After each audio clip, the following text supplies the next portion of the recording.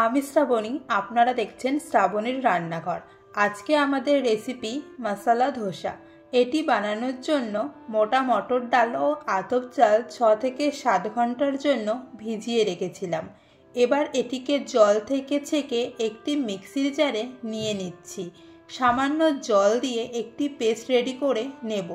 Paste করে এটিকে সাইডে রেখে কড়াইতে 1 চামচ তেল গরম করে দুটো শুকনো লঙ্কা, 1 চামচ কালো সর্ষে, 6 থেকে 7টা কারি পাতা কয়েক সেকেন্ড ভেজে 1 চামচ আদা কুচি দিয়ে আবারও ভাজবো। এরপর ছোট ছোট করে কেটে রাখা পেঁয়াজ দিয়ে লাল লাল করে ভেজে নিচ্ছি। 1 মিনিট ভাজার পর 4 থেকে 5টা লঙ্কা কুচি দিয়ে আবারও ভাজবো। আপনারা যে যেমন ঝাল খেতে চাইবেন সেই অনুযায়ী লঙ্কা এখানে দেবেন।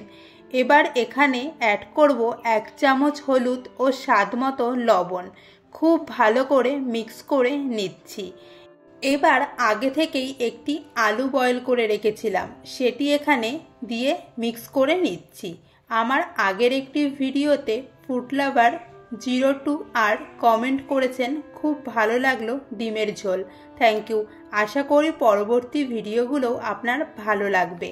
এবার এখানে ভাজা চিনেবাদাম, ধনেপাতা কুচি, 1 চামচ গরম মশলা দিয়ে 2 মিনিট মতো কুক করে গ্যাস অফ করে দেব। তরকারিটা একটি প্লেটে তুলে সাইডে রাখবো।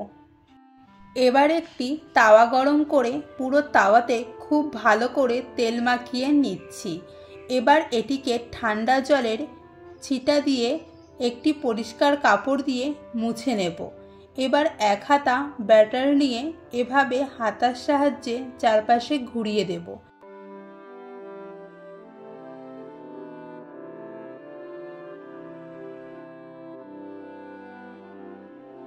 এভাবে ঘোরানো হয়ে গেলে দিয়ে দেব সামান্য তেল, যাতে এটি ক্রিস্পি হয়ে যায়। এটি যদি একদম ঠিকঠাক হয় তাহলে দেখবেন এই রকম ছোট ছোট জালির মতো হয়ে যাবে। এবার দেখতেই পাচ্ছেন নিচের কালারটা আসা শুরু করেছে। ঠিক এই স্টেজেই দিয়ে দিতে হবে তরকারিটা। এবার দেখতে পাচ্ছেন কত সুন্দরভাবে এটি উঠে আসছে। একদম ঠিকঠাক তৈরি হলে এভাবে একা একাই উঠে আসবে। আপনারা এভাবেও করতে পারেন, আবার রোল করেও দিতে পারেন। এভাবেই বাকি সব করে নেব। তাহলে রেসিপিটি কেমন লাগলো অবশ্যই কমেন্ট করে জানাবেন।